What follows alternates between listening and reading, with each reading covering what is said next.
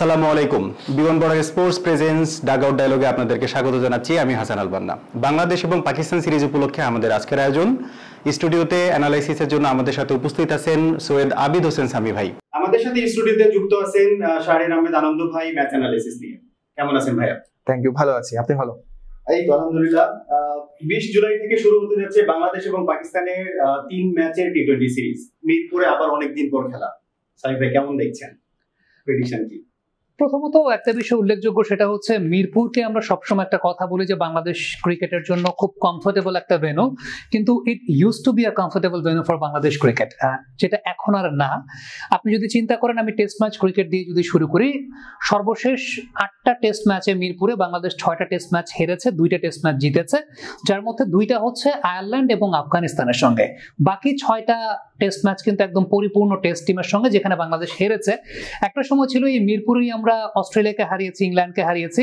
এটার পেছনে অন্যতম বড় কারণ ছিল যে তখন সিনিয়র ক্রিকেটাররা ছিলেন, তাদের স্কিলটা আপ টু দ্য মার্ক ছিল। মিরপুর আন্ডার ডিফিকাল্ট কন্ডিশন, এখানে পারফর্ম করতে চাইলে আপনার স্কিল সেটটা অনেক টপে থাকা লাগে, যেটা আমাদের সিনিয়র ক্রিকেটারদের ছিল। কিন্তু নাওয়াডেজ যে বিষয়টা হয়েছে যে বাংলাদেশের ক্রিকেট একটা ট্রানজিশনাল ফেজে আছে এবং মিরপুরের এই জায়গাটা কিন্তু ডিফিকাল্ট। এবং আপনি যদি চিন্তা করেন, সর্বশেষ 5টা ওয়ানডে ম্যাচ যেটা বাংলাদেশ মিরপুরে খেলেছে, 3টা বাংলাদেশ হেরেছে নিউজিল্যান্ডের সঙ্গে, 2টা হেরেছে ইংল্যান্ডের সঙ্গে। সো সর্বশেষ 5টা ওয়ানডের 5টাই বাংলাদেশ হেরেছে। লাস্ট টি20 যদি আমি চিন্তা করি, তাহলে জিম্বাবুয়ের সঙ্গে বাংলাদেশ খেলেছে, যে ম্যাচগুলো বাংলাদেশ জিতেছে, আবার এর মধ্যে একটা হেরেছেও। বাট ওইটাকে জিম্বাবুয়ের সঙ্গে সিরিজটাকে আমি খুব বেশি কাউন্ট করছি না। যে হ্যাঁ, you pointed it out really nice, যে অনেকদিন পর মিরপুরে বাংলাদেশ টি20 ম্যাচ খেলতে চাচ্ছে ওইরকম একটা প্রতিপক্ষের সঙ্গে। সো এখনকার সময়ের প্রেক্ষাপট যদি আপনি চিন্তা করেন, মিরপুর এমন একটা ভেন্যু যেটা খুব ডিফিকাল্ট কন্ডিশনে ক্রিকেট খেলতে হয়, এবং এরকম ডিফিকাল্ট কন্ডিশনে পারফর্ম করতে চাইলে আপনার স্কিল সেটটা খুব আপ টু দ্য মার্ক বা টপে থাকা লাগে। সো আপনি শ্রীলঙ্কাতে যখন টি20 সিরিজটা জিতেছেন, সেটা কিন্তু বেটার কন্ডিশনে ক্রিকেট খেলে জিতেছেন, কন্ডিশনটা বেটার ছিল, কিন্তু মিরপুরের কন্ডিশনটা এত বেটার হবে না। সো আমি জানি না যে আসলে এই জায়গাটায় স্কিল সেট আপ কতটুকু up to the mark Bangladesh cricket team রাখতে পারবে, কিংবা এখনকার যে পটেনশিয়াল স্কিল সেট আছে সেই অনুযায়ী মিরপুরে কতটুকু সেটাকে ডেলিভার করতে পারবে। যতদূর আজকে আমরা যখন এটা নিয়ে আলোচনা করছি, লাস্ট 2 দিন মিরপুরে কাভারই ঠিক মতো সরানো যায় নাই, প্রচন্ড পরিমাণের বৃষ্টি চলছে পুরো ঢাকা শহর ব্যাপী। এবং এই সিজনে হয় কি, এমনিতেই বেটার উইকেট প্রিপেয়ার করাটা খুব ডিফিকাল্ট থাকে, তার মধ্যে মিরপুরের ভেন্যুর যে ক্লে কন্টেন্ট এবং মিরপুরের ভেন্যুর যে হিস্ট্রি, সবকিছু মিলে এই সিজনে ভালো উইকেট প্রডিউস করাটা অনেক বেশি মাত্রায় ডিফিকাল্ট। সো এরকম ডিফিকাল্ট কন্ডিশনে আপনাকে ভালো ক্রিকেট খেলতে হলে অনেক বেশি মাত্রায় স্কিলফুল থাকতে হয়, আপ টু দ্য মার্ক থাকতে হয়, যেটা আমাদের সিনিয়র ক্রিকেটাররা একটা সময় ছিলেন, যে কারণে আমরা টেস্ট ম্যাচ ক্রিকেটে এখানে ইংল্যান্ডকে, অস্ট্রেলিয়ার মতো দলকে হারাচ্ছি। কিন্তু টি20 ক্রিকেট সবসময় যেটা হয় যে খুব শর্ট টাইমের খেলা, এই জায়গাটায় anybody's game, কিন্তু considering the current strength of Bangladesh cricket team, yeah, Bangladesh beat Sri Lanka in a better condition. তো এই কন্ডিশনটাতে আসলে বাংলাদেশ ক্রিকেট টিম কেমন পারফর্ম করে সেটা একটা দেখার বিষয়। মাইন্ড ইট, যে সিরিজে টেস্ট ম্যাচটা বাংলাদেশ নিউজিল্যান্ডের সঙ্গে মিরপুরে হেরেছিল, ওই সিরিজে টেস্ট ম্যাচ কিন্তু সিলেটে আন্ডার বেটার কন্ডিশন বাংলাদেশ নিউজিল্যান্ডের সঙ্গে জয়লাভ করেছিল। সো এটাই আমি বলছি যে এখনকার বাংলাদেশের জন্য মিরপুরে পারফর্ম করাটা কিন্তু কঠিন। সামি ভাই, আমি স্ট্যাটিস্টিক দেখছিলাম যে মিরপুরে হচ্ছে টি20 সিরিজ অনেকদিন পর তো আসছে, এক্ষেত্রে 22 ম্যাচ বাংলাদেশ খেলেছে পাকিস্তানের সাথে, যেখানে এশিয়ান গেমসটাকে কাউন্ট করলে 22, কিন্তু ওটাকে যদি আমরা বাদ দিই তাহলে 21টা ম্যাচ বাংলাদেশ এবং পাকিস্তান খেলেছে, সেখানে পাকিস্তান 19টা ম্যাচ জিতেছে, এবং লাস্ট 10টা যে বাংলাদেশ খেলেছে পাকিস্তানের সাথে টি20, কোনটাতে কিন্তু জয়। আমরা কি প্রেডিক্ট করছি? ক্রিকেট তো আসলে প্রেডিক্ট করা যায় না, এখানে মূল যে বিষয়টা সেটা হচ্ছে পাকিস্তানের এই টিমটার স্ট্রেংথ এবং উইকনেসটা আপনি যদি একটু চিন্তা ভাবনা করেন, তাহলে পাকিস্তানের এই টিমের ম্যাক্সিমাম নাম্বার অফ প্লেয়ার্স কিন্তু বিপিএল এ পারফর্ম করে গেছেন। আপনি যদি স্টার্টিং ফ্রম মোহাম্মদ হারিস দিয়ে যদি শুরু করেন, মোহাম্মদ হারিস এই জায়গাটায় পারফর্ম করে গেছেন, যদিও তার বেশ কিছু উইকনেসের জায়গা আছে। আমরা দেখেছি যে এগেইনস্ট নাসুম আহমেদ, হারিসকে বেশ স্ট্রাগল করতে দেখেছি, সুইপ করতে গিয়ে নাসুম যখন একটু উইকেটের সামনে বল পিচ করছেন, সুইপ করতে গিয়ে তিনি উইকেট দিয়ে এসেছেন। ইভেন মোহাম্মদ হারিস প্রতি 4 বা 5 বলে স্পিনার এগেইনস্টে একটা সুইপ শটের অ্যাটেম্পটে যান, বলটা যেখানে পিচ করুক না কেন। আরো যদি চিন্তা করেন, ফাহিম আশরাফ এই কন্ডিশনে বাংলাদেশের ব্যাটারদেরকে অনেক বেশি মাত্রায় ভুগিয়েছেন বিপিএল এ। ফাহিম আশরাফ আসলেই একটা করে উইকেট ফরচুন বরিশালের জন্য, সেটা আমরা সেই জায়গাটায় দেখেছি। আপনি যদি চিন্তা করেন, খুশদিল শাহ রংপুর রাইডার্সের অন্যতম প্রমিনেন্ট একজন পারফর্মার ছিলেন, যিনি এই সিরিজে এই দলটার সঙ্গে আছেন। এছাড়াও সাইম আয়ুবকে আমি দেখতে পেয়েছি, সাইম আয়ুব এই দলটায় আছেন এবং on a given day he is a devastating batter, তিনি যে কোনো প্রতিপক্ষকে আসলে আউটপ্লেট করে ফেলতে পারেন। ইনফ্যাক্ট এই টিমটার লাইন আপে যারাই আছেন না কেন, এই কন্ডিশনটার সঙ্গে হ্যাবিচুয়েটেড কিন্তু maximum number of players. Even Hussain Talat খুব সম্ভবত এই দলটাতে আছেন।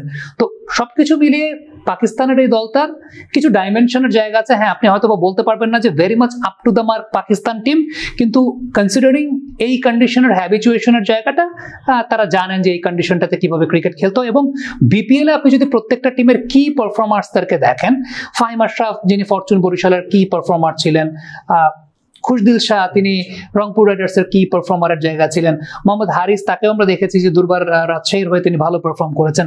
সো আলটিমেটলি আমি বলবো যে পাকিস্তানের এই টিমটার ওই পটেনশিয়ালিটির জায়গা আছে যে এই কন্ডিশনটাকে বেটার তারা এক্সিকিউট করতে পারবেন। আমরা এবার আনন্দ ভাইয়ের কাছে যাচ্ছি, বাংলাদেশ এবং পাকিস্তানের এই ম্যাচ নিয়ে তার কাছে কি স্ট্র্যাটেজি আছে জানতে। থ্যাংক ইউ মান্না ভাই।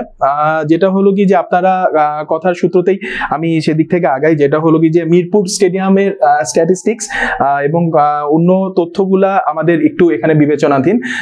বাংলাদেশ সর্বশেষ যে 3টা টি20 পাকিস্তানের এগেনস্টে জিতেছে, যেটা আপনি বলেন 22টার ভেতরে অ্যাকচুয়ালি বাংলাদেশ 3টা খেলা জিতেছে, তার ভিতরে একটা সর্বশেষ জিতেছিল 2015 সালে, একটা জিতেছিল 2016 সালে, আর বাকি আরেকটা জিতেছে সেটা মিরপুরে না, সেটা এশিয়া গেমসে, সেখানে জিতেছিল। তো দেখা গেল কি যে যদি বর্তমানে বাংলাদেশ টিমের পারফরমেন্স, আমরা হলাম কি যে রিসেন্টলি শ্রীলঙ্কাকে হারিয়ে এসেছি, সেই পারফরমেন্স এবং মিরপুরের কন্ডিশনের কথা যদি চিন্তা করা হয়, সেখানে অ্যাকচুয়ালি আমরা কিছুটা পার্থক্য দেখতে পারি। এবং আপনি যদি খেয়াল করেন, সেটা হলো কি যে বাংলাদেশ পাকিস্তানের এগেনস্টে এখন পর্যন্ত হোম অ্যাডভান্টেজে 14% উইনিং স্ট্রাইক তারা মেনটেন করতে পেরেছিল, আর rest of the time Pakistani এখানে ডোমিনেট করে গিয়েছে। 2020-তে অ্যাকচুয়ালি পাকিস্তান খুবই ফর্মিডেবল একটা সাইড। আর পাকিস্তান এই স্কোয়াডটা বলতে গেলে বেশ কয়েকজন, সামি ভাই অলরেডি বলেছেন যে আমাদের বিপিএল এ খেলে গিয়েছিল, তার মাঝে হলো কি যে খুশদিল শাহ রয়েছে, তারপর মোহাম্মদ হারিস রয়েছে, হুসাইন তালাত উনি চিটাগং কিংসে খেলে গিয়েছিল। তো বেশ কিছু প্রমিনেন্ট প্লেয়ারকে তারা পাকিস্তান এই স্কোয়াড অ্যাড করেছে। হুসাইন তালাতকে নিয়ে আমি সর্বশেষ যেটা বলতে পারি কি, উনি সর্বশেষ খেলেছিল 2021 সালে, ওয়ানডেতে উনি খেলেছিল, উনার জন্য এটা একটা কামব্যাক সিরিজ। সো সে অবশ্যই ভালো করে চাবে কি যে এই জায়গাটাতে পারফর্ম করার জন্য। এবং হলো কি যে দুইটা কি ব্যাটার রয়েছে, সাহেবজাদা ফারহান রয়েছেন। লাস্ট বাংলাদেশ যখন 2020 সিরিজ খেলতে গেল পাকিস্তানে, উনি কিন্তু বেশ ভালো পারফর্ম করেছিল বাংলাদেশের এগেইনস্টে, একটা ইনিংসে উনি 75 রান করেছিল। এবং আপনি যদি উনার রিসেন্ট পারফরমেন্স আপনি যদি দেখে থাকেন, পাকিস্তানের ন্যাশনাল টি20 যেটা হয়েছিল 3 মাস আগে উনি একটা খেলে 78 বলে 148 রানের একটা ইনিংস খেলে এসেছেন। So he can be a vital against Bangladesh. এবং হাসান নওয়াজ নামে আরেকজন রয়েছেন। হাসান নওয়াজ প্রথমে নিউজিল্যান্ডের এগেইনস্টে পাকিস্তান তাদেরকে ডেবু করে, যখন আর কি পাকিস্তান নতুন opening pair, stable opening pair নিজেদের জন্য সার্চ করছিল। তো প্রথম 2 ম্যাচে সে খারাপ করার পর অলরেডি পাকিস্তান মিডিয়া থেকে শুরু করে সবাই তাকে ড্রপ দেওয়ার কথা বলা হচ্ছিল, বাট সে অ্যাকচুয়ালি 3rd ওডিআইতে সে খুব ভালোভাবে কামব্যাক করে এবং সেখানে সে একটা সেঞ্চুরি করেছিল। এবং সে বাংলাদেশের এগেইনস্টে লাস্ট সিরিজে সেও খুব ভালো স্কোর করেছিল, একটা খেলায় সে 28 বলে 52 রান করেছিল। তো বেশ ভালো একটা স্কোয়াড নিয়ে এসেছে তারা। এবং দেখা যাচ্ছে কি যে তাদের ওইখানে মিস্ট্রি স্পিনার হিসেবেও ইনক্লুড করা হয়েছে সাফওয়ান মুকিম, তাকে ইনক্লুড করা হয়েছে। এবং সে হলো কি যে অনেকদিন পর আমরা 2020 ক্রিকেটে একটা সলিড চায়নাম্যান বলারকে আমরা দেখতে পাচ্ছি পাকিস্তান স্কোয়াডের মাধ্যমে। Back to you. নাইম শেখের ইনক্লুশন আমরা দেখেছি শ্রীলঙ্কা সিরিজেও আছে, এবং বাংলাদেশ এবং পাকিস্তান সিরিজেও কিন্তু আমরা দেখেছি নাইম শেখ 11-এ মানে স্কোয়াডে আছেন। আমরা সামি ভাইয়ের কাছে জানতে চাই যে ওনার কি আসলে 11-এ থাকার পসিবিলিটিস কতটুকু? প্রথম কথা হচ্ছে, দেখেন না, মোহাম্মদ নাইম শেখ স্কোয়াডে আছেন সেটা ব্যাকআপ ওপেনার হিসেবে। আপনি যখন 15 ম্যান স্কোয়াড করবেন, সেখানে প্রত্যেকটা পজিশনের জন্য কিন্তু আপনার ব্যাকআপ থাকাটা খুব গুরুত্বপূর্ণ। সো নাইম শেখ সেখানে অ্যাজ অ্যান ব্যাকআপ ওপেনার হিসেবেই তিনি আছেন। কিন্তু প্রসঙ্গের জায়গাটা তখনই চলে আসে যখন তাকে 4 নম্বরে ব্যাটিং করানো হয়েছিল। এর আগে আমরা দেখতে পেয়েছিলাম, বিকজ সেখানে একজন প্লেয়ার ইনজুর্ড ছিলেন, যে কারণে নাইম শেখকে সেই জায়গায় খেলানো হয়েছে। এখানে 2টা পার্সপেক্টিভ আছে। নাম্বার 1 পার্সপেক্টিভ হচ্ছে যে টি20 ক্রিকেটে সত্যিকারের অর্থে যে কোনো ব্যাটসম্যানকে যে কোনো পজিশনে ব্যাটিং করার জন্য প্রিপেয়ার থাকতে হয়, তার স্কিল সেটটা ওইভাবে তৈরি করতে হয়। আমরা যদি গ্লোবাল টি20 জায়গাটা একটু খেয়াল করে দেখি, কাইল মায়ার্স তিনি নর্মালি ওপেনিং ব্যাটিং করেন, বাট এইখানে ফরচুন বরিশালের হয়ে তিনি 4 নম্বরে ব্যাটিং করেছেন, রংপুর রাইডার্সের হয়ে তিনি 4 নম্বরে ব্যাটিং করছেন, but he is an opener. But তিনি এখন 4 নম্বরের রোলটা মানিয়ে নিয়েছেন, কারণ টি20 ক্রিকেটের প্যাটার্নটা আসলে সেই রকম। সো এটা একটা আই ওপেনার যে আমাদের এখানে প্লেয়ারদেরকে যখন আমরা প্রিপেয়ার করছি তখন প্রত্যেকটা ব্যাটিং পজিশনের জন্য প্রিপেয়ার করাটা বা অন্তত স্কিল সেটটাকে ওই রকম রাখা যাতে অ্যাডজাস্টমেন্টটা করতে পারে। আমরা ইন্ডিয়া টিমে যদি খেয়াল করে দেখি যে লোকেশ রাহুলকে তাকে দেখা যায় ওপেনিং ও ব্যাটিং করানো হয়, আবার যখন 5-6 রোলটা খেলানো হয়েছে তখন তিনি সেটাকে হ্যাবিচুয়েটেড হয়েছেন। এটা যেমন একটা বিষয়। দ্বিতীয় বিষয়টা হচ্ছে নাইম শেখ নিজে কিন্তু প্রেস কনফারেন্সে একটা কথা স্বীকার করেছেন যে আমি তো কখনো আসলে 4-5-এ ব্যাটিং করি নাই, তো আমার আলটিমেটলি এটা একটা I was not that much prepared ওই পজিশনে ব্যাটিং করার জন্য। এখন দেখেন একটা যে কথা যেমন আমি বললাম যে আপনার স্কিল সেটআপটা ওইরকম থাকা উচিত, আনফরচুনেটলি আমাদের দেশের ক্রিকেটারদের ওই স্কিল সেটআপটা নাই। এখন যখন আমাদের দেশের ক্রিকেটারদের ওই স্কিল সেটআপটা নাই, তাহলে তার উপর কেন আমি আসলে বার্ডেনটা দিচ্ছি বা তার উপর কেন আমি প্রেশারটা দিচ্ছি? ডেফিনেটলি এই কথাটা সঠিক যে স্কিল সেটআপটা থাকা উচিত, যে তিনি হয়তো ওপেনিং এ ব্যাটিং করেন বাট 4 নম্বরের অ্যাডজাস্টমেন্টটা তার করে ফেলা উচিত বিং অ্যান ইন্টারন্যাশনাল ক্রিকেটার। কিন্তু যখন আমরা বাস্তবতার জায়গাটা জানি যে আমাদের দেশের ক্রিকেটারদের সেই স্কিল সেটআপের জায়গাটা না, যেটা নাইম শেখ নিজেই স্বীকার করেছেন, এবং এটা স্বীকার করাটা আমার কাছে মনে হয় না যে খারাপ কোনো কিছু, তিনি স্বীকার করেছেন। ডেফিনেটলি আমাদের ক্রিকেটিং স্কিল এবং আমাদের যে ওরিয়েন্টেশন সেই জায়গাটা বিষয়টা সেরকম না। তাহলে আমরা যখন জানি যে সেই ওরিয়েন্টেশনটা আমাদের নাই, তাহলে কেন ওই প্লেয়ারটার উপর আমি এক্সট্রা বিট অফ প্রেশারটা বা বার্ডেনটা সেই জায়গাটা আমি দিলাম বা সেই জায়গাটা বার্ডেনটা আমি দিব? সো এই জিনিসগুলো আমার কাছে মনে হয় যে team management should taken care of, এবং এগুলোকে এই জায়গাগুলোই কিন্তু আসলে অনেক বেশি মাত্রায় আপনার চিন্তার জায়গা। এবং সেই সঙ্গে সঙ্গে যে বিষয়টা উল্লেখযোগ্য সেটা হচ্ছে টিমে তো ব্যাকআপ ওপেনার অবশ্যই থাকবে, এবং ব্যাকআপ মিডল অর্ডারটাও কিন্তু খুব গুরুত্বপূর্ণ, যে ওই যে 5 জন ফিল্ডার বাইরে থাকলে পরে স্ট্রাইক রোটেশনও করতে পারে, আবার বাউন্ডারিও মারতে পারে। সো ওই জায়গাগুলো নিয়ে গ্রাউন্ড ওয়ার্ক করাটা আসলে খুব ইম্পর্টেন্ট একটা ব্যাপার। সামির ভাই, আমরা দেখছিলাম যে অনেক দিন আসলে বাংলাদেশের ওপেনিং পেয়ার নিয়ে অনেকগুলো ট্রায়াল হচ্ছিল, সৌম্য সরকার ছিল যখন, তামিম ইকবাল যাওয়ার পরে, এরপরে আরো অনেককে আসা যাওয়ার মধ্যে আমরা দেখেছি। রিসেন্ট টাইমে কিন্তু আমরা তানজিদ তামিম এবং পারভেজ ইমনের কিন্তু একটা ভালো কম্বিনেশন দেখছি, এবং দুজনই প্রচন্ড হার্ড হিটিং ব্যাটিং করে থাকেন। আমরা কি আসলে একটা ভালো বেস্ট পেয়ার পেয়ে গেছি? আমার কাছে মনে হয় যে very good player into making, একটা ভালো প্লেয়ার মেকিং এর দিকে আছে, এবং এই ধরনের ব্যাটসম্যানদের ক্ষেত্রে যেটা করতে হয় সেটা হচ্ছে ইনভেস্টমেন্টটা করতে হয়, এবং তাদের যে ছোট ছোট ল্যাকিং গুলো থাকে সেই ল্যাকিং গুলোকে আইডেন্টিফাই করে সেই অনুযায়ী স্কিল ডেভেলপমেন্টের কাজটা করতে হয়। আপনি দেখবেন তানজিদ তামিম এখন যেভাবে ফ্লুয়েন্ট ব্যাটিং করছেন, প্রপার গ্রামার মেনটেন করে ব্যাটিং করছেন, সবকিছু খুব ভালো মতো মিলছে, সেটা কিন্তু তার ক্যারিয়ার ইনিশিয়াল স্টেজে ছিল না। Same thing goes with Parvez Emon. Parvez ইমনের এখন যে ল্যাকিং গুলো আছে, আপনি যদি তাকে একটু সময় দেন, তার উপর ইনভেস্ট করেন, তখন কিন্তু সেই ল্যাকিং এর জায়গাগুলো অনেক বেশি মাত্রায় রেকটিফাইড হয়ে যাবে বা নিউট্রালাইজ হয়ে যাবে। আপনি দুজন ব্যাটসম্যানের যদি টেকনিক্যাল পার্থক্যের জায়গাটা খেয়াল করে দেখেন, দুজনই very much attacking by nature, but last 2টা ইনিংসে পারভেজ ইমন একই ধরনের বলে আউট হয়েছেন, নোয়ান তুষারের ইনকামিং কাইন্ড অফ ডেলিভারিতে আউট হয়েছেন। আপনি একটু পার্থক্যটা দেখলেই বুঝবেন যে তানজিদ তামিম কেন নোয়ান তুষারের বল বেটার হ্যান্ডেল করতে পেরেছেন, কেন পারভেজ ইমন বেটার হ্যান্ডেল করতে পারেন। নাম্বার 1 পয়েন্ট যেটা, সেটা হচ্ছে তানজিদ তামিমের একটা ব্যাক অ্যান্ড অ্যাক্রস মুভমেন্ট থাকে এই টাইপের বোলার খেলার জন্য। পারভেজ ইমন কোনো ব্যাক অ্যান্ড অ্যাক্রস মুভমেন্টটা করেন না, এটাও খুব একটা বড় পার্ট না। সেকেন্ড যে বিষয়টা আসলে উল্লেখযোগ্য থাকে সেটা হচ্ছে যে আপনি দেখবেন কানেক্টিং পয়েন্টের সময়, যে সময়টাতে আসলে পারভেজ ইমন বলটাকে কানেক্ট করতে যাচ্ছেন, ওই সময়টাতে ইনকামিং বলে তার টো পজিশনটা থাকছে কাভার বরাবর বা পয়েন্ট বরাবর। সো যখন আপনি ইনকামিং বলে আপনার টো পজিশনটা পয়েন্ট বা কাভার বরাবর থাকছে, তখন কিন্তু আপনার মাথাটা পড়ে যাচ্ছে। আমরা একটা কথা বলি যে ফুটওয়ার্কটা কেন ইম্পর্টেন্ট। ফুটওয়ার্কটা ইম্পর্টেন্ট বিকজ যাতে আপনার হেড পজিশনটা স্টেবল থাকে, রাইট? সো তানজিদ তামিম যখন আবার নোয়ান তুষারাকে খেলছেন, আপনি ভিডিও বিশ্লেষণ করে দেখবেন তার কিন্তু কানেক্টিং পয়েন্টের সময় টো পজিশনটা সোজা থাকছে, পারভেজ ইমনের কাভারের দিকে থাকছে, তানজিদ তামিমের টো পজিশনটা সোজা থাকছে। সো যেহেতু টো পজিশনটা সোজা থাকছে, তানজিদ তামিমের লুক রুমটা মানে চোখটা বলের দিকে থাকছে, পারভেজ ইমনের চোখটা বল থেকে সরে যাচ্ছে।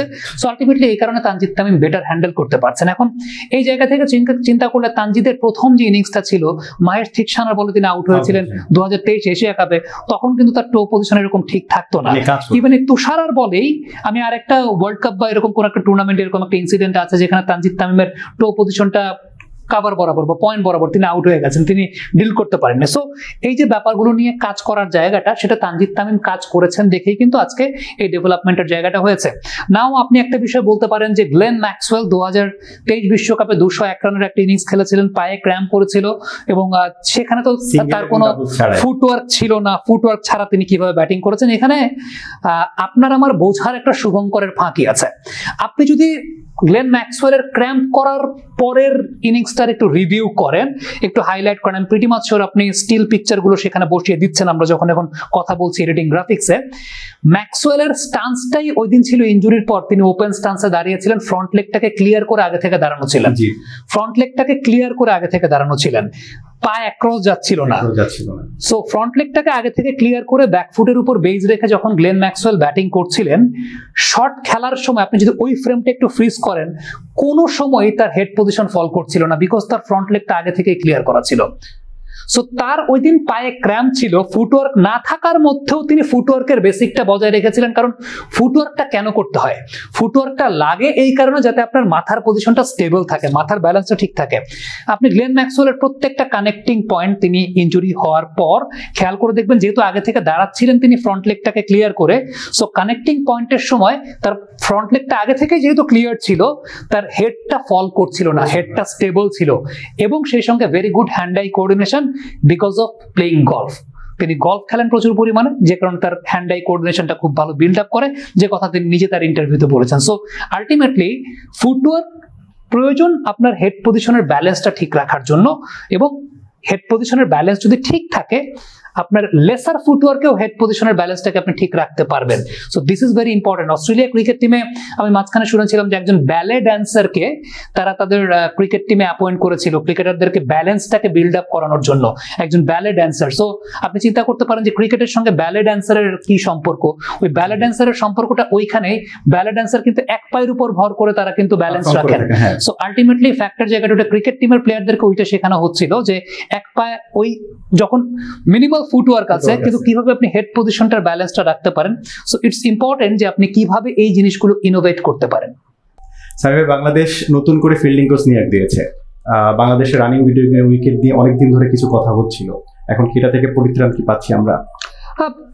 জেমস প্যামেন্ট তিনি তো আইপিএল এ কাজ করেছিলেন মুম্বাই ইন্ডিয়ান্সের সঙ্গে, এবং তার প্রমিনেন্সের ব্যাপারে আমরা সবাই জানি। আমার কাছে ব্যক্তিগতভাবে মনে হয়েছে, আমি যদি একটু স্ট্যাট বেসড ভাবেই যাই, লাস্ট 2টা টি20 ম্যাচে যেভাবে রানিং বিটুইন দ্য উইকেটস এর জায়গাটা একটা প্রোগ্রেসিভ নেচার আমি দেখতে পেয়েছি বাংলাদেশের ব্যাটারদের। আপনি খেয়াল করে দেখবেন যে লিটন কুমার দাস তিনি গত ম্যাচটা শুরুই করেছেন একটা ডাবল স্কোরিং শট নিয়ে, তিনি 2 রান নিয়ে, এবং সর্বমোট লিটন কুমার দাস 6টা ডাবল স্কোরিং শট নিয়েছেন। ইনফ্যাক্ট 4টা ডাবল স্কোরিং শট নিয়েছেন, অর্থাৎ 8 রান তিনি নিয়েছেন 2 থেকে। তানজিদ হাসান তামিম সর্বমোট 6টা ডাবল স্কোরিং শট, তার মানে 12 রান তিনি নিয়েছেন 2 থেকে।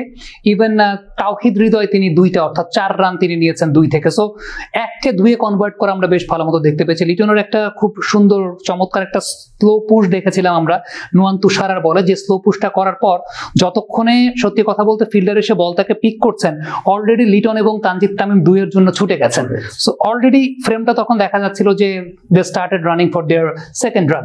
সো এই যে এই জায়গাটা কিন্তু বেশ উল্লেখযোগ্য একটা বিষয়। ইভেন আপনি দ্বিতীয় টি20 ম্যাচে যদি চিন্তা করেন, লিটন কুমার দাস 5টা 2-এর স্কোরিং শট খেলেছিলেন, শামীম পাটোয়ারি খুব সম্ভবত 3টা 2-এর স্কোরিং শট খেলেছিলেন, একটা 3 নিয়েছিলেন। Tanzid Hasan Tamim second T20 match শুরুই করেছিলেন একটা 3 রান দিয়ে। তো এই যে জিনিসগুলো কিন্তু আমরা একটা প্রোগ্রেসিভ নেচারটা দেখতে পাচ্ছি। ফিল্ডিং এর জায়গাটা যদি চিন্তা করি, ফিল্ডিং আমরা বেশ প্রোঅ্যাক্টিভ অ্যাক্টিভিটিস দেখতে পেয়েছি। শামীম পাটোয়ারি খুব ভালো ফিল্ডিং করেছেন, একটা ডিরেক্টেড রান আউট করেছিলেন। রিশাদ গ্রাউন্ড ফিল্ডিং খুব ভালো ছিল, ইন দ্য এয়ার ক্যাচ খুব ভালো ধরেছেন। তারপরও একটা জায়গায় বলবো যে তৃতীয় টি20 ম্যাচে বাংলাদেশ 14টা 2 কনসিড করেছে শ্রীলঙ্কার সঙ্গে। সো এই জায়গাটা আরেকটু ক্ষিপ্রতা, আরেকটু proactiveness into the ground fielding এ, সেই জায়গাটা আমরা হয়তো এক্সপেক্ট করি। একটা জায়গা তো অবশ্যই আমরা উন্নতি দেখতে পেয়েছি যে running between the wickets are very good under James Pamment.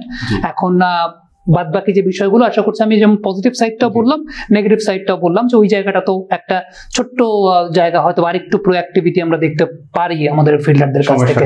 So overall আমার কাছে মনে হয়েছে যে টাইম দিতে হবে। সো তাকে টাইম দিলে দেখা যাক পরবর্তী সময় কি হয়। আমরা আনন্দ ভাইয়ের কাছে দিতে চাই, আমরা অলরেডি পাকিস্তানের স্কোয়াড নিয়ে অ্যানালাইসিস দেখছিলাম আপনার কাছ থেকে, আমরা এখন বাংলাদেশের স্কোয়াড নিয়ে আপনার কাছে অ্যানালাইসিস জানতে চাই। ধন্যবাদ। দেখুন, বাংলাদেশ টিম শ্রীলঙ্কার টিম থেকে যেখান থেকে ট্যুরটা করে আসলো পুরোপুরি স্কোয়াডটা অপরিবর্তিত রয়েছে। তার মানে মোরলেস এই স্কোয়াডই বাংলাদেশ টিম পাকিস্তানকে কাউন্টার করার জন্য তারা মাঠে নামানোর চেষ্টা করবে। এই জায়গাটাতে বেশি পরিবর্তন হবে না, শুধুমাত্র বলারদের জায়গাটাতে কিছু পরিবর্তন আসতে পারে। এখানে আপনার দেখা যাবে হলো কি যে অবশ্যই যদি মিরপুরের কথা চিন্তা করা হয়, আমাদের মুস্তাফিজুর রহমান মিরপুর থেকে অ্যাকচুয়ালি ওয়ার্ল্ড স্টেজে যাওয়ার তার প্রথম স্টেপগুলো সেখানে দিয়েছিল। তো অবশ্যই এখানে কি ফ্যাক্টর হিসেবে মুস্তাফিজুর রহমান এগেইন সে এখানে একটা ভাইটাল রোল প্লে করবে। এবং যদি দেখা যায় কি যে নাসুম আহমেদ অতটা সুযোগ পায়নি, বাট আমাদের ধারণা কি যে এই জায়গাটাতে নাসুম আহমেদকে বাংলাদেশ ক্রিকেট টিম অবশ্যই নামাবে, একটা বা দুইটা ম্যাচে নামানোর সম্ভাবনা রয়েছে। সেই ক্ষেত্রে দেখা যাইতে পারে কি যে একটা পেসার কম নিয়েও বাংলাদেশ মাঠে নামতে পারে। আর ওভারঅল যে জায়গাটা দেখা যাচ্ছে কি যে যদি গত সিরিজের পরিসংখ্যানটা নিয়ে চিন্তা করা হয়, আমরা মিড ওভারে যে জায়গাটাতে অ্যাকচুয়ালি ইনিংস ক্যারি করে নেওয়া দরকার, সেই জায়গায় Liton Kumar Das he played really wonderfully. কিন্তু একই সাথে দেখা যাচ্ছে কি যে জায়গায় যখন টিম প্রেসারে পড়ে যাচ্ছে আর্লি উইকেট চলে যাওয়ার কারণে, সেই জায়গায় আমাদের ডট বল অন্য শ্রীলঙ্কা হোক বা অন্য অপোনেন্টের ক্ষেত্রে হোক এখনো আগের মতো রয়েছে। কিছু কিছু ক্ষেত্রে অ্যাকচুয়ালি আমাদের ডট বলের সংখ্যা এখন আরো বেড়ে গেছে। যদি সেকেন্ড টি-20-র কথা চিন্তা করা হয়, সে সেকেন্ড টি-20-তে প্রথম 42 বলের ভেতরে 13টা বল ডট বল ছিল। অ্যাকচুয়ালি এরকম ডট বলের স্ট্যাটিস্টিক্স আসবে আপনার ওয়ানডে ক্রিকেটের ক্ষেত্রে। 2020-তে যদি প্রথম 7 ওভারের ভেতরে যদি 13টা ডট বল চলে আসে, এটা রিকভার করা খুবই টাফ হয়ে যায়। খুব সুন্দরভাবে রিকভার করা হয়েছিল, কারণ হলো কি লিটন কুমার দাস সেখানে স্কোরিং শট হিসেবে 5টা 6 মেরেছিলেন। তো 5টা 6-এর কারণে যদি 5টা 4 হতো সেই জায়গায়, সেখানেও কিন্তু অনেকগুলো রান আমরা কম পেয়ে যেতাম, নিয়ার অ্যাবাউট 10টা রান আমরা কম পেয়ে যেতাম। সো প্রতি ম্যাচে 6 মারা কিন্তু সহজ ব্যাপার নয়। সো বাংলাদেশ টিমে উচিত এই ছোট ছোট পরিসংখ্যানগুলো কাজে লাগে, আমাদের মিড ওভারে যেন ডট কম হয়, স্ট্রাইক যেন রোটেশন হতে থাকে, এবং একই সাথে হলো কি যে স্কোরিং শট যেগুলো আমরা পাওয়া যাবে সেগুলো যেন পর্যাপ্ত সুন্দরভাবে কাজে লাগাতে পারে। Thank you. ধন্যবাদ সামি ভাই। শামীম হোসেন পাটোয়ারি, আমরা ওয়ানডের পরে টি-20 থেকে তাকে আসলে বোলার হিসেবে মানে অ্যাবসলিউটলি বেস্ট ফিল্ডার আমরা যদি বলি, এবং ব্যাটসম্যান হিসেবেও তার কিছু ক্যামিও আমরা দেখেছি। আমরা কি কমপ্লিট একজন ক্রিকেটার পাচ্ছি? কমপ্লিট ক্রিকেটার অন প্রসেস তৈরি হচ্ছেন কমপ্লিট ক্রিকেটার হিসাবে। বোলিংটা একটা অনেক বড় এক্স ফ্যাক্টর শামীম পাটোয়ারি, সেটা টিমের একটা বাড়তি অপশন জুড়ে দিচ্ছে। তবে ব্যাটিং এর জায়গা থেকে আমার কাছে যেটা মনে হয়েছে ব্যক্তিগতভাবে, শামীমের ব্যাটিং তো আমরা নর্মালি জানি যে তিনি হরাইজন্টাল ব্যাটে ব্যাটিং করেন, তিনি একটু 3 ডাইমেনশনাল ক্রিকেট খেলতে পছন্দ করেন। সেকেন্ড টি-20 ম্যাচে যেদিন শামীম পাটোয়ারি যখন ব্যাটিং করতে আসলেন, তখন খেয়াল করে দেখবেন যে শ্রীলঙ্কান ক্যাপ্টেন আসালাঙ্কা তিনি একটা ফিল্ডার ডিপ থার্ড ম্যান, একটা ফিল্ডার ডিপ ফাইন লেগে রেখেছিলেন। বাট খুব সারপ্রাইজিংলি শামীম পাটোয়ারি সবাইকে সারপ্রাইজ করেছেন। তিনি তার প্রথম বাউন্ডারিটা স্কোর করেছেন পয়েন্ট থেকে, দ্বিতীয় বাউন্ডারি স্কোর করেছেন পয়েন্ট থেকে, তৃতীয় বাউন্ডারি স্কোর করেছেন এক্সট্রা কভার থেকে, চতুর্থ বাউন্ডারি স্কোর করেছেন লং অফ থেকে, পঞ্চম বাউন্ডারি তিনি স্কোর করেছেন আসলে পেছন দিক থেকে। সো তখন তিনি অলরেডি ব্যাটিং করছেন 32 রানে। সো এই জায়গাটা একটা খুব ইম্পর্টেন্ট ফ্যাক্টর যে শামীম পাটোয়ারির এই প্রোগ্রেসটা অনেক বেশি মাত্রায় হয়েছে। দ্বিতীয়ত যে বিষয়টা বলবো যে তিনি হরাইজন্টাল ব্যাটে শট খেলেন, যেটা আমরা সবসময় জানি। তবে এখন নাওয়াডেজ আপনি তাকে দেখবেন যে তিনি কিন্তু পুশ নির্ভর ব্যাটিংটাও করছেন। সো আগে যেটা ছিল যে শামীম পাটোয়ারি যখন ব্যাটিং করতেন তখন তার ব্যাটের ফেসটা অনেক বেশি থার্ড ম্যান বরাবর ইন্ডিকেট করা থাকতো, এখন তার ব্যাটের ফেসটা ইন্ডিকেট করা থাকে উইকেট কিপার বরাবর। সো এই জায়গাটাতে সেট আপের একটা পরিবর্তন শামীম পাটোয়ারি এনেছেন। যে এই পরিবর্তনের জায়গাটা শামীম আমাকে ব্যক্তিগতভাবে বলেছিলেন ডিউরিং বিপিএল যে এই পরিবর্তনের পেছনে কারণটা তার ছিল যে অফসাইডে শট খেলতে তিনি খুব বেশি কমফোর্টেবল ফিল করতেন না তার আগের ব্যাটিং সেট আপে। এখন এখানে একটা ব্যাপার আছে, এক একজনের জন্য এক একটা সেট আপ এক এক রকম ভাবে কাজ করে।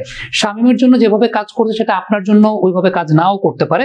সো তিনি সেই বিষয়টা ফাইন্ড আউট করেছেন যে তার জন্য ব্যাটিং সেট আপটা যেভাবে কাজ করলে পরে তিনি সব জায়গাতে খেলতে পারবেন, বিশেষ করে অফসাইডে ওই যে পুশ কাইন্ড অফ নেচারে ব্যাটিং করা, সেই জায়গাটা তিনি আসলে করার চেষ্টা করেছেন। বোলিং এর জায়গাটা আমার কাছে মনে হয় যে শামীম পাটোয়ারির বল ন্যাচারালি স্কিড করে, এরকম ন্যাচারালি স্কিড মোসাদ্দেক হোসেন সৈকতের বল করে, বাংলাদেশের সোহাগ গাজীর বল একটা সময় করতো। যদিও বোলিং এর জায়গাটাতে এখনো প্রমিনেন্ট শামীম পাটোয়ারি হতে পেরেছেন কিনা সেখানে নিয়ে প্রশ্ন আছে।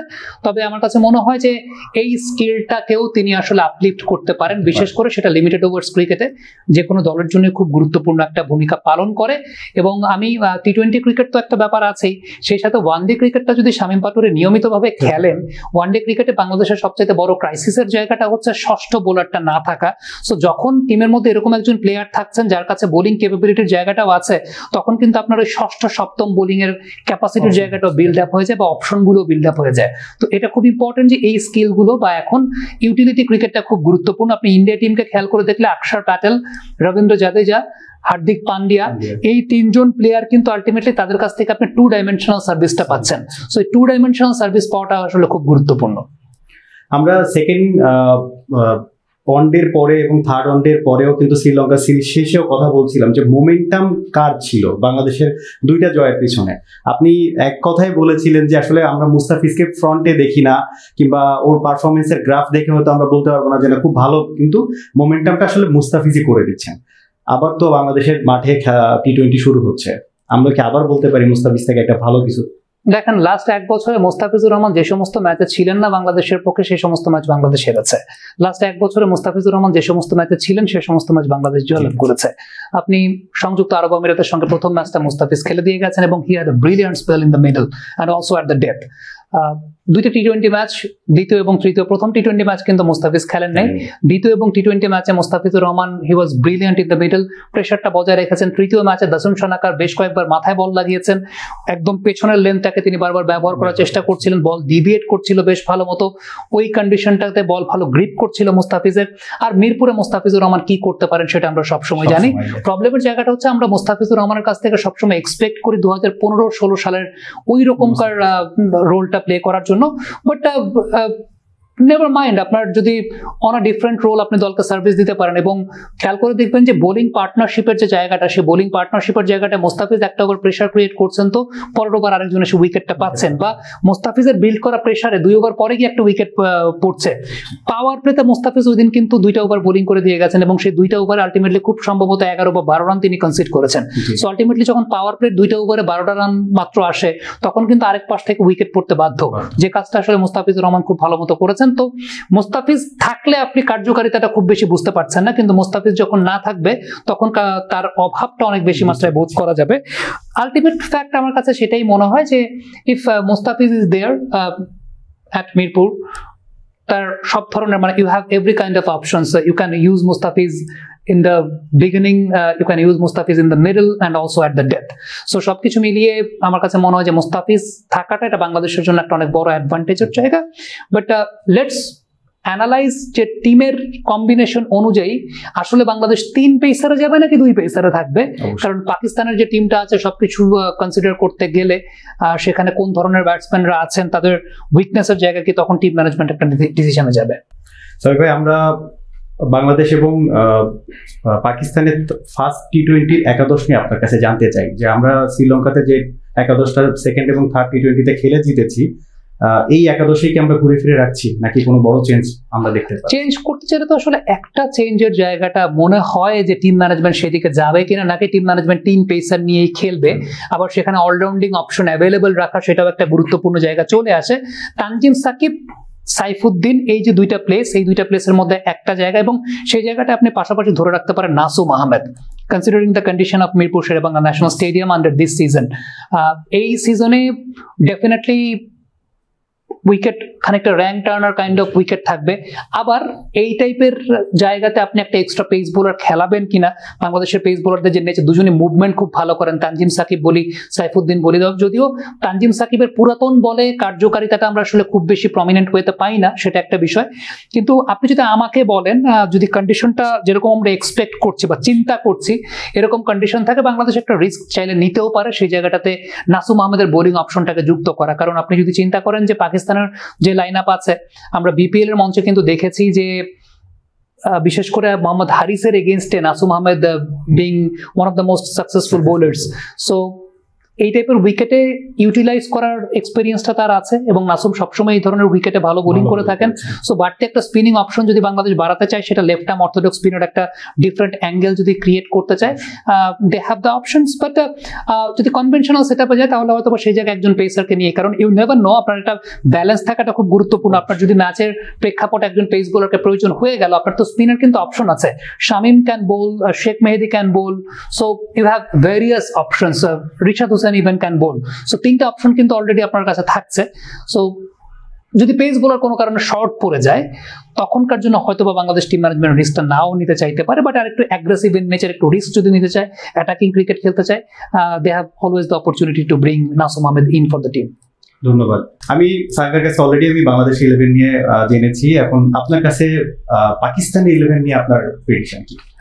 দেখুন, পাকিস্তান লাস্ট যে সিরিজটা খেললো সেখান থেকে তাদের রেগুলার 3 জন প্লেয়ার নেই, আবার শাহিন শাহ আফ্রিদি, মোহাম্মদ রেজওয়ান, মোহাম্মদ নাসিম পারফর্মারদের যারা খেলছিল, হ্যাঁ, আর এরা অ্যাকচুয়ালি গত সিরিজের স্কোয়াডে ছিল, দে পারফর্ম ওয়েল, বাট স্টিল ওদেরকে এই স্কোয়াডে নিয়ে আসা হয়নি কারণ তারা নতুনদেরকে সুযোগ দিচ্ছিল। আবার পুরনো যারা পারফর্মার ছিল, যারা actually superstar of Pakistan cricket right now, Shaheen Shah Afridi, Mohammad Rizwan, Mohammad Naseem, তাদেরকেও তারা এখানে আনেনি। তার পরিবর্তে তারা ফ্রেশিস যারা রয়েছে তাদেরকে এখানে সুযোগ দিচ্ছে। তো এখানে বেস্ট 11 ওরা যদি আমাদের বাংলাদেশের সাথে লাস্ট খেলার কথা চিন্তা করা হয়, সেখানে ওদের পরিবর্তন আসতে পারে 2টা থেকে 3টা জায়গায়। সেখানে হারিস রৌফ এবার স্কোয়াডের সাথে তাদের সাথে নেই, এবং হলো কি যে হাসান আলীও সেখানে স্কোয়াডে নেই। এই 2 জায়গায় তারা নতুন 2টো পেসার ব্যবহার করবে, একজন হলো কি যে সালমান মির্জা এবং একজন হলো কি যে Mohammad Abbas Afridi. Salman Mirza a very good find of Pakistan cricket, উনি বাম হাতে খুব কুইকে পেস বল করে এবং তার বল প্রচন্ড স্কিডি হয়। একই সাথে স্কিড পেসের মাঝে সে সুন্দরভাবে অফ কাটার যখন ব্যবহার করছে, এইটা ব্যাটসম্যানদেরকে ডিসিভ করছে।